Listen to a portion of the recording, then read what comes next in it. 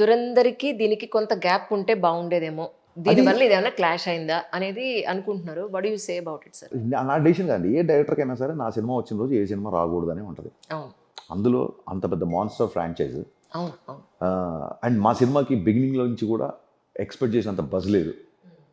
I'm being very frank with you. OG before release ఉన్నంత buzz ఉస్తాద్‌కి లేదు. సో నాకెందుకు ఒక సినిమాకి ఢీ కొట్టాలనుంటది? అంత పెద్ద ఫ్రాంచైజ్ ఎందుకు పోటీకి వెళ్ళాలనుంటది? ట్రూ. ట్రూ. ఇట్స్ డిస్ట్రిబ్యూటర్లు అందరూ కాల్ చేశారు. అలా అని చెప్పి నేను ప్రొడ్యూసర్‌ని కూడా బ్లేమ్ చేయను. వాళ్ళు 19th రమ్మని నాకు ఏం ప్రెషర్ పెట్టలా. యాహ్! ఏమంటే అందరూ ఇలాగా టాక్సిక్ పోస్ట్‌పోన్ అయింది. డిస్ట్రిబ్యూటర్లు అందరూ కాల్ చేశారు. హ్మ్. వాళ్ళందరూ అంటారు మనం ఏమన్నా రావచ్చా అంటే అసలు అప్పటికే నాకు మ్యూజిక్ డైరెక్టర్ మారాడు. And hell of a pressure. కానీ ఇందాక చెప్పినట్టు ఆమె ప్రొడ్యూసర్ డైరెక్టర్ అండి. హ్మ్. ప్రొడ్యూసర్లు అనేవాళ్ళు బాగుంటేనే ఇండస్ట్రీ బాగుంటుంది. Absolutely sir. ఒక మనిషి ఒక మస్తిష్కంలో ఉన్న ఆలోచన, ఒకడి విజన్ వీళ్ళు అప్పటికి చూడరు. ఇంకా సినిమా స్టార్ట్ చేసేటప్పుడు సినిమా అయిన తర్వాత రిలీజ్ బిఫోర్ ఎప్పుడో ఫస్ట్ కాపీ చూస్తారు. హ్మ్. ఒకడి విజన్ని, ఒకడి థాట్ని మనం చూడలేకున్నా సరే మనం 2 గంటలు చెప్పిన కథను నమ్మి 200 కోట్లు పెట్టడానికి ఇద్దరు మనుషులు వచ్చినప్పుడు వాళ్ళని ఎలా చూసుకోవాలండి? అవును. నా దృష్టిలో ప్రొడ్యూసర్స్ నాకు దేవుళ్ళతో సమానం. వాళ్ళు ఎక్కడో 19th వస్తే బాగుంటుందా హరీష్ గారు అని వాళ్ళు జస్ట్ రిక్వెస్ట్ చేశారు. వాళ్ళు ప్రెషర్ కూడా పెట్టలా. అప్పుడు నేను తమన్ వీఆర్ ప్రిపేర్డ్. ఇంకా అక్కడి నుంచి ప్రొడక్షన్ టీం అవ్వచ్చు, మా డైరెక్షన్ డిపార్ట్మెంట్ అవ్వచ్చు, ఇంకా 20 days నిద్రాహారాలు మాని పనిచేసాం. ఎందుకంటే డిస్ట్రిబ్యూటర్లు అందరూ అంటున్నారు రమ్మని. మేబీ మంచి డేట్ ఏమో ఉగాది అంటున్నారు, నెక్స్ట్ డే రంజాన్ అంటున్నారు. హ్మ్. సో ఒకటే సినిమా ఇన్ని వేల థియేటర్లలో ఉండదు కదా. అవును. అవును. ఒక దురంధర్ వచ్చినా సరే ఉండదు కదా కరెక్ట్. అనుకొని మేము it's collective thought. I don't think I have to blame anyone. Yeah! ఆమె ప్రొడ్యూసర్స్. అప్పుడు మిస్టర్ బచ్చన్ కూడా పుష్ప పోస్ట్ పోన్ అని చెప్పి టక్మని ఆగస్ట్ 14th వచ్చేయమన్నారు. సో నాకు అప్పుడు కూడా పూర్తిగా అంటే ఎంత చేసినా కరెక్ట్. ఇంకేదో చేయాలి, ఇంకేదో చూసుకోవాలి అన్నట్టుగా ఉంటుంది కదా. అప్పుడు కూడా మిస్టర్ బచ్చన్ కూడా పుష్ప పోస్ట్ పోన్ అని చెప్పి నేను ఆగస్ట్ 4 లాస్ట్ డే షూట్ చేసి ఆగస్ట్ 14 రిలీజ్ చేసే సినిమా. హ్మ్. సో అదేమంటారంటే ఒక్కొక్క సినిమాకి ఒక్కొక్క రిలీజ్ డేట్ డెస్టినీ ఉంటుందండి. ఉంటుంది సార్. ఇట్స్ అది ఆల్ అబౌట్ డెస్టినీ. యాహ్! దాన్ని మనం ఇట్స్ మార్చలేం. నేచర్స్ కాల్ అనుకోవాలి తప్ప ఇట్స్ ఒక డెస్టినీ. ఒక అబ్సల్యూట్‌లీ. ప్రకృతి తీసుకున్న సహజ సిద్ధంగా వచ్చింది అనుకోవాలి తప్ప అవును. మనుషుల్ని ఇంకోటండి నా సినిమాలు ఆడినప్పుడు నా సక్సెస్ 10 మందితో పంచుకుంటాను తప్ప హ్మ్. నా సినిమాలు ఏదైనా ఆశించే స్థాయిలో ఆడకపోయినా ఎక్కడన్నా 1-2 కొంచెం కలెక్షన్ తగ్గిన చేసినా I'm not a person to blame others.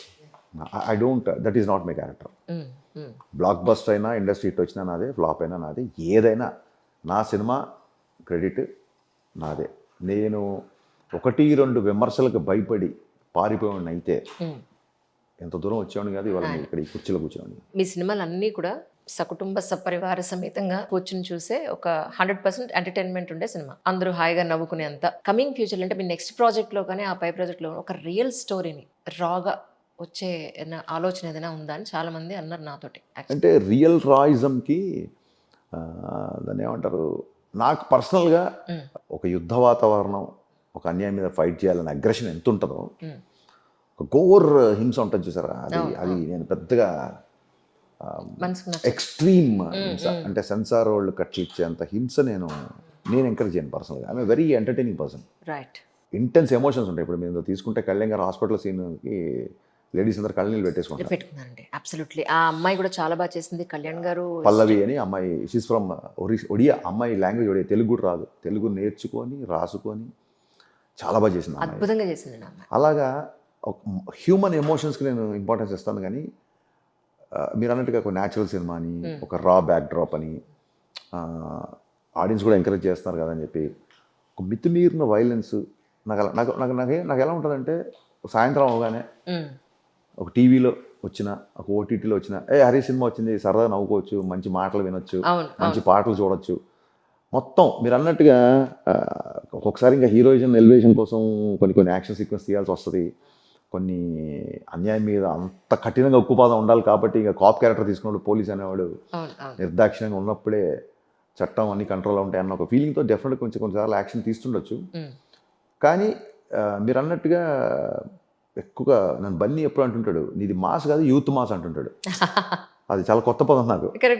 So అందరూ ఎంజాయ్ చేస్తూ మళ్ళీ చూడాలి సినిమా.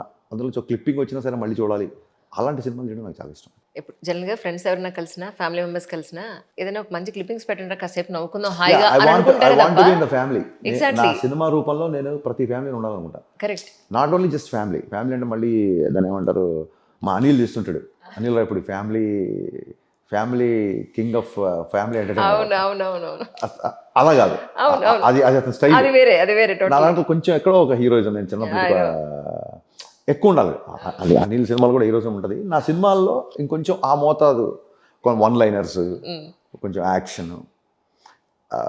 ఉగాది అని చెప్పడం కాదు కానీ ఒక 6-7 రుచులున్న ఉగాది పచ్చడిలాగా ఉండాలి సినిమా. అవును, షడ్రుచులు ఉన్న ఉగాది రుచులు పచ్చడి. ఉండాలి. Absolutely. ఒకళ్ళకి ఒగరు నచ్చుద్ది, ఒకళ్ళకి తీపి నచ్చుద్ది, ఒకళ్ళకి పులుపు నచ్చుద్ది. అవును. ఎవరికి కావాల్సింది వాళ్ళు ఏ బాక్స్కి ఆ బాక్స్ నచ్చింది అన్నట్టుగా ఉండాలని నా ఫీలింగ్. స్టార్టింగ్ లో కళ్యాణ్ గారి దోశ ఉంటుంది ఏంటంటే సాంగ్స్ వస్తూ ఉంటాయి, ఈయన ఏది చేసినా కూర్చుని డాన్స్ చేస్తారు, కాలు కదపకుండా. అదే కింద కూర్చుని కుర్చీలో కూర్చుని మొత్తానికి చేస్తూ ఉంటారు. ఆ సీన్ ఎప్పుడు యాక్చువల్లీ మీరు ఆయనకి ఎలా ఎక్స్ప్లెయిన్ చేశారు, ఆయన దాన్ని ఎలా తీసుకున్నారంటే ఏం చెప్తారు? ఆ సీన్ రఫ్గా చెప్పాను. Yeah. డైలాగ్స్ రాసిన తర్వాత ఆయన ఒక చిన్న టెంట్లో, విపరీతమైన ఎండ ఆ రోజు, ఆ టెంట్లో కూర్చున్నారు. ఆయన టెంట్లో కూర్చొని సార్ ఒకసారి సీన్ చదివా. స్టెప్ వేసిన తర్వాత ఎలా ఉంది అనగానే రాజేష్ ఏముంది అనగానే ఇప్పుడు మీరు ఎలా బ్లాస్ట్ అయ్యారో ఆయన 2 నిమిషాలు నాన్ స్టాప్ నవ్వారండి. నేను కూడా ఫీల్ అయ్యాను సార్. నవ్వి ఎలా చెప్పు అనగానే మళ్ళీ ఇంకో స్టెప్ వేసిన తర్వాత సింహం వేటకెళ్ళినట్టు వాకింగ్ వెళ్ళినట్టు ఉంది అనగానే ఆయన ఈజ్ ఫేమస్ ఫర్ వాకింగ్, దానికి నవ్వేశారు. ఆ తర్వాత స్టెప్ వేస్తే సంపేసినట్టు ఉండాలి కానీ సర్దేసినట్టు ఉండకూడదు. ఇలా నవ్వుతూ అలా నవ్వుకుంటే సెట్లోకి వచ్చారు. మీరు నమ్మరు, అది మొత్తం ఒక 11 o'clock స్టార్ట్ చేస్తే 4 o'clock అలా అన్ని పాటలు తీసేసాం. అద్భుతంగా ఉందండి అసలు నిజంగాను. Especially we need to talk about dialogues అని. ఆయన మెచ్యూరిటీ లెవెల్స్ అంటే ఎంత రాష్ట్రానికి ఎంత పెద్ద పదవిలో ఉండి ఆయన సీరియస్గా తీసుకోవడం అసలు. డ్యాన్స్ స్టెప్ వేస్తే ఇలా ఉన్నప్పుడు బాగానే కనిపెట్టేవరా అంటారు తప్ప నా ఇమేజ్ ఏంటి, నాకు ఎంత పెద్ద ఫ్యాండమ్ ఉంది, నా మీద జోకులు ఏంటంటే ఆయన తీసుకోలేదు కాబట్టి ఎపిసోడ్ అంత పండింది. ఫస్ట్ హాఫ్లో దానికోసం రిపీట్ వెళ్ళేవాళ్ళు నాకు చెప్పారు. అవును అవును నిజంగానే. అని ఎంత హాయిగా నవ్వుకుంటాము, మూవీ ఎలా నడుస్తూ ఉంటుంది. కుదరదండి ఒకసారి అన్ని సినిమాల్లో ఇలా పెట్టడం కుదరదు. దీంట్లో డ్యాన్సెస్ అవ్వచ్చు, ఎంటర్టైన్మెంట్ అవ్వచ్చు, ఆ కళ్యాణ్ గారు నవ్వులు అవ్వచ్చు, ఇవన్నీ ఐ డోంట్ నో. మళ్ళీ నేను సినిమా తీస్తే డెఫినెట్గా ఎంతకంటే ఒక డిఫరెంట్ సినిమా తీయాలనుకుంటున్నాను కాబట్టి మళ్ళీ కళ్యాణ్ గారి ఐటమ్స్ కళ్యాణ్ గారిని ఇలాగ చూడడం నాకు తెలిసి మళ్ళీ అంత త్వరలో ఉండదని నా ఫీలింగ్.